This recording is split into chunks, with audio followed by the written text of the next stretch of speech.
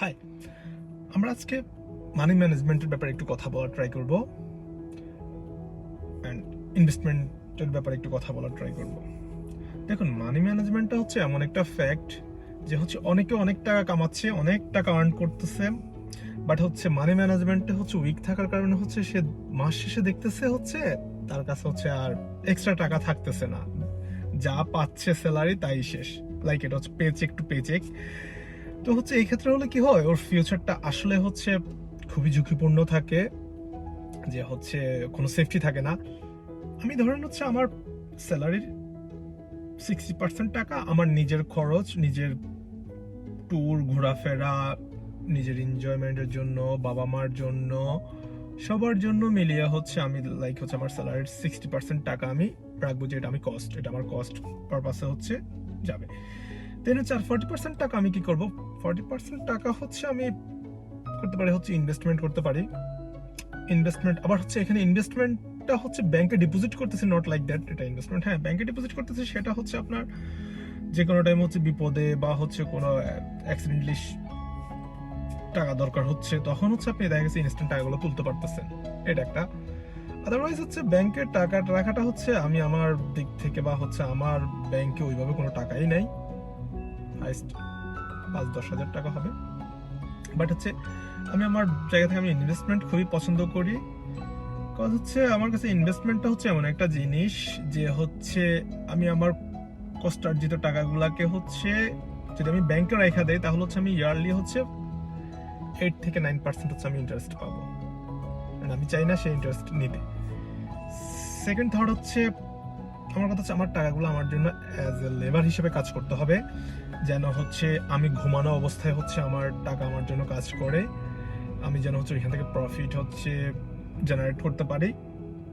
এটা হচ্ছে আমার লজিক, একদম খুব নর্মাল একটা লজিক, যে আমার টাকা আমাকে জন্ম দিতেই হবে, নতুন করে টাকা বাড়াইতেই হবে। এই আমার কাছে দেখেন, আমার কাছে হচ্ছে এটা হচ্ছে আমার কাছে হচ্ছে একটা, যদি হচ্ছে এর টাকা থেকে টাকা জন্ম দিতে না পারে, তাহলে এটা আমার কাছে হচ্ছে একটা পেপার, জাস্ট নাথিং এলস। এটা থেকে হচ্ছে আমি যখন এটা ইনভেস্ট করব, এটা থেকে হচ্ছে 1 টাকা থেকে যখন হচ্ছে 10 টাকা হবে বা 1 টাকা থেকে 2 টাকা হবে, তখন আমি এটাকে হচ্ছে টাকা হিসেবে রেসপেক্ট করি। এই তো হচ্ছে ওয়ারেন বাফেটের একটা কথা ছিল কিন্তু, লাইক হচ্ছে if you don't find a way to make money while you sleep, you will work until you die. আপনি যদি আপনার টাকাকে আপনি ঘুমানো অবস্থায় যদি আপনার টাকা আপনার জন্য কাজ না করে, তার মানে হচ্ছে আপনাকে মৃত্যুর আগ পর্যন্ত ওই টাকার জন্যই কাজ করে যাইতে হবে। সো দ্যাট টাকাকে লেবার বানানোর চেষ্টা করুন। এখন কথা হচ্ছে ইনভেস্টমেন্টটা হচ্ছে কোথায় করব? বাংলাদেশে তো অনেক ফ্রড থাকে, অনেক দেখা গেছে হচ্ছে কাউকে বিশ্বাস করা যায় না। সেক্ষেত্রে কি হইতে পারে আপনার জন্য? ইনভেস্টমেন্টের জন্য হচ্ছে আপনার স্টক মার্কেট হইতে পারে, গোল্ড মার্কেট হইতে পারে, জায়গা জমি হতে পারে। আমি আমার জায়গা থেকে পার্সোনালি আমি হচ্ছে স্টক মার্কেট পছন্দ করি। বাংলাদেশের স্টক মার্কেট বলেন, আমি জাপানে আছি, জাপানের স্টক মার্কেট বলেন, আমেরিকার স্টক মার্কেট বলেন, আমি এগুলো খুবই পছন্দ করি। সেক্ষেত্রে হচ্ছে আপনার হইতে পারে কি, আপনি বাংলাদেশের স্টক মার্কেটের ক্ষেত্রে যদি চিন্তা করেন ব্যাপারটা, বাংলাদেশের স্টক মার্কেট এখন যে প্রাইসে যাচ্ছে, এটা লাইক আজ থেকে হচ্ছে 10-15 বছর আগে শেয়ারগুলোর এই প্রাইস ছিল। এখন আপনি বলবেন হচ্ছে বাংলাদেশের স্টক মার্কেট তো কোনো ভবিষ্যৎ নাই, যাই দেয় তাই হচ্ছে লস হয়ে যায়। নট লাইক দ্যাট ভাই।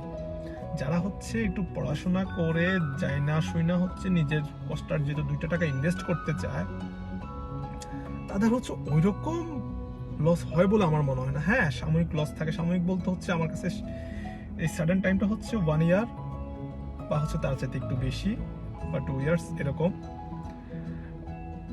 বাংলাদেশের স্টক মার্কেট বা হচ্ছে ওয়ার্ল্ডের যে কোনো স্টক মার্কেট হচ্ছে আপনার সেই টাকায় ঢুকানো উচিত যে টাকা আপনার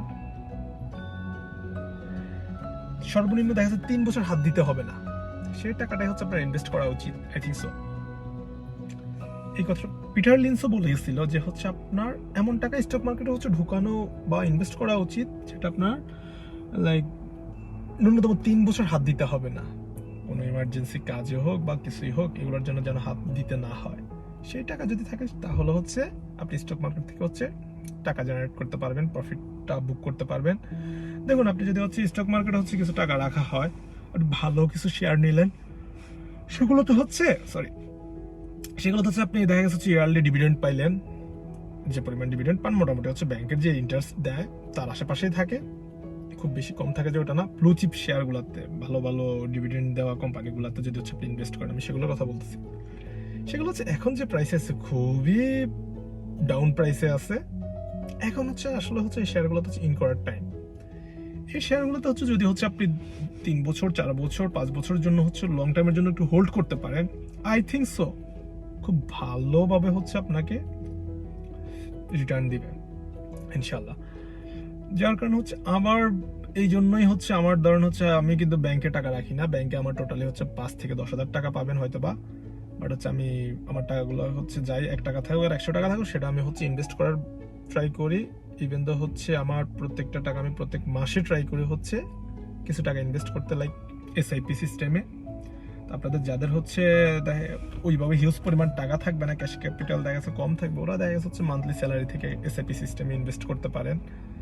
তাহলে দেখা যাচ্ছে আপনার আস্তে আস্তে আস্তে ডে বাই ডে আপনার হচ্ছে ওই টাকাগুলো দিয়ে হচ্ছে আপনার একটা যে কোনো কোম্পানির হচ্ছে শেয়ার বাড়তেছে, আপনি ওদের হচ্ছে শেয়ার হোল্ডার হচ্ছেন, দেন হচ্ছে ডিভিডেন্ড পাবেন, দেন হচ্ছে যখন প্রাইস গেইন করবে তখন সেখানে একটা প্রফিট পাবেন।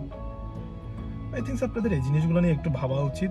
আর হচ্ছে আরেকটা জিনিস বিশ্বাস করি আমি, যার কাছে টাকা নাই লাইফে বা হচ্ছে আমাদের এই ওয়ার্ল্ডে ওর কোনো ভ্যালু নাই ভাই, এটা হচ্ছে তা হলো এটাই সত্য কথা।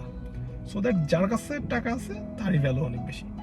সো আমাদের সবার আসলে হচ্ছে এই টাকার জন্য রিস্ক ম্যানেজমেন্টটা করা দরকার, মানি ম্যানেজমেন্ট করা দরকার, খুব ভালোভাবে হচ্ছে এই জিনিসটাই আমাদের শেখা উচিত। That's it, by.